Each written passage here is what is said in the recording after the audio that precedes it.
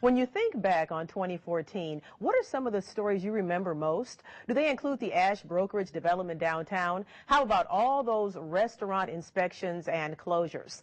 Last night, we began counting down the results of a special Wayne.com poll in which you had to rank the top 15 stories of the year. Tonight, we continue our 2014 Coverage You Counted On countdown with a look at stories 10 through 6. Coming in at number 10, Ash Brokerage began clearing the way for its new headquarters at the corner of Wayne and Harrison, and changing Fort Wayne's downtown skyline in the process. Its development caused the relocation of a downtown staple, Cindy's Diner, which now sits less than a block away at Berry and Maiden Lane. One of the financial backers of the Ash project, Hanning and Bean, pulled out. Sometimes a partner moving on to another project ultimately is the best thing that could happen to a project. H&B later announced its purchase of One Summit Square, which continues to house the Indiana-Michigan Power Center and Chase Bank, with the possibility of putting in apartments and condos. Ash remains on course to begin construction of its new headquarters in April 2015. The 9th most popular story of the year, new leadership at the top. As part of the city's push to combat crime and enhance public safety, changes were made in the upper echelon of the police department. In January, Chief Rusty York was appointed Public Safety Director, the city's first since 1999. 19-year police department veteran Gary Hamilton was sworn in as the new police chief, the first African-American to hold that position.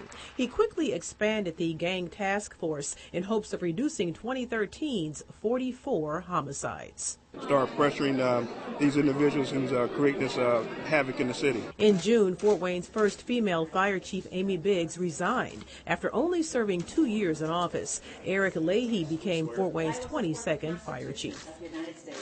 At number 8, pest problems at Fort Wayne restaurants. This year, the problem forced the Allen County Health Department to close 29 eating establishments for various reasons, most because of issues with cockroaches and mice. A few had water problems, and some were closed and reopened more than once. These closures represent a very small amount of facilities in Allen County. The closures were temporary, but they resulted in a financial hit for some of the restaurants as they tried to assure patrons their eateries were safe.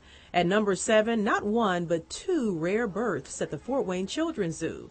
Malia, a red panda cub, was born in June. Her birth was carefully monitored because zookeepers said a red panda cub rarely lives longer than 30 days in captivity. Malia, however, has defied the odds. She is now 6 months old and continues to thrive. She's just a big chubby fur ball right now. In November, the zoo also saw another rare birth, as Mara was the first Sumatran orangutan born at any zoo in the United States this year. As Mara and Malia will be available for public viewing when the zoo opens its doors for its 50th season on April 25th, 2015. And the 6th most popular story, unions optional for Fort Wayne city employees. We're the ones who bust our butts to make sure the taxpayers can have a way to get to work and do their job. Fort Wayne City Council, the mayor's office, and hundreds of public safety workers spent months in heated opposition over a proposal later turned ordinance that affected public safety workers' rights to belong to a union. Fort Wayne should realize that, their services are not going to be affected. In the end, union membership became optional for about 500 of the city's nearly 1,800 workers. If you would like to see those stories again, you can go to our website, Wayne.com. Tomorrow, I'll wrap up the results of our 2014 Coverage You Counted On poll with the stories you voted as the 5 biggest of the year. In Studio 15, I'm Terra Brantley.